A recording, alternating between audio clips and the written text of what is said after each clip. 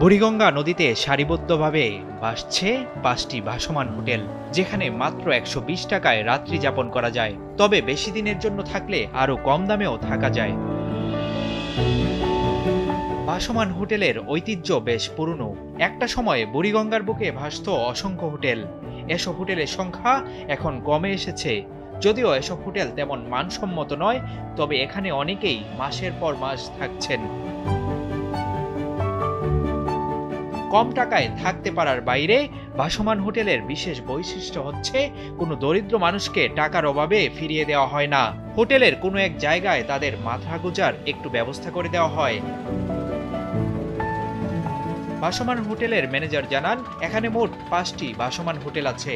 এসব হোটেলে 35 থেকে 48 জনের থাকার ব্যবস্থা আছে। 120 টাকা দিয়ে এখানে এক রাত থাকা যায়। আমি আজ 7 বছর ধরে থাকি। আমি যদি ভালো না হইতো তাহলে আমি থাকতাম। আমি থাকতে আছি, মনে করেন দেখা গেছে আমার নিজেরও মনে করেন পোষায়, মালিকেরও মনে করেন ভালো লাগছে বিদে আমার এতদিন রাখছে। এখানে মনে করেন এমন লোক আছে 35 বছর 40 বছর ধরে লোক থাকে এই জায়গায়। ওনারা অনেক ঘাটে আছে, সদরঘাট মাল বেচতে আছে, ওনার দোকান আছে সদরঘাটে, লেডিস মার্কেটের সামনে দোকান আছে। তো যারা এখানে থাকে ভাই ওরা নিম্ন যে মনে করেন কাজ করে।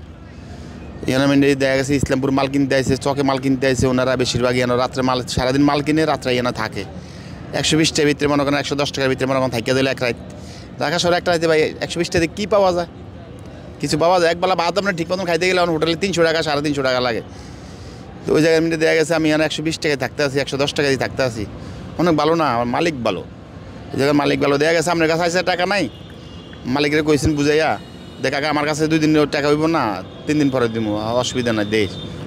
কিন্তু উপরে একটা হোটেল থাকতে গেলে তো ব্যবহার দিব না ভাই। আর একটা উপরে একটা রুম নিতে গেলে মনে করেন দেখা গেছে অ্যাডভান্স দিতে হবে 1 মাসের দা। হ্যাঁ, নিজের ল্যাপ তোষক, নিজের ফ্যান, নিজের সব কিছু কিনে লইতে হইব। এখানে তো কিছু কিনে লাগে না, এখানে সব কিছু মালিকের বহন করে।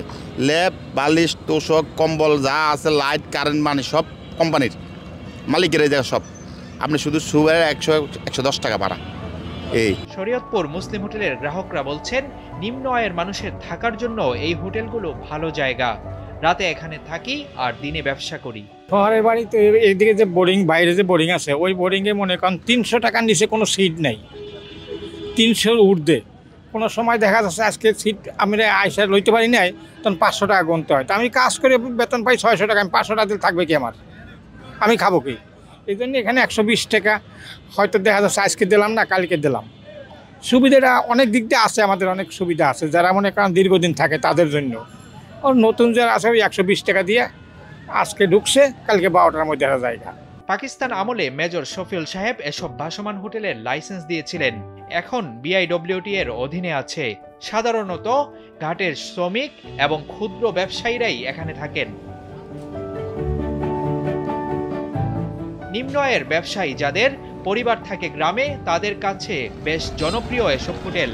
এত অল্প টাকায় ঢাকা শহরে থাকার জন্য আর ব্যতিক্রম কিছু নেই। Abu Bakr Raihan, Daily Sun.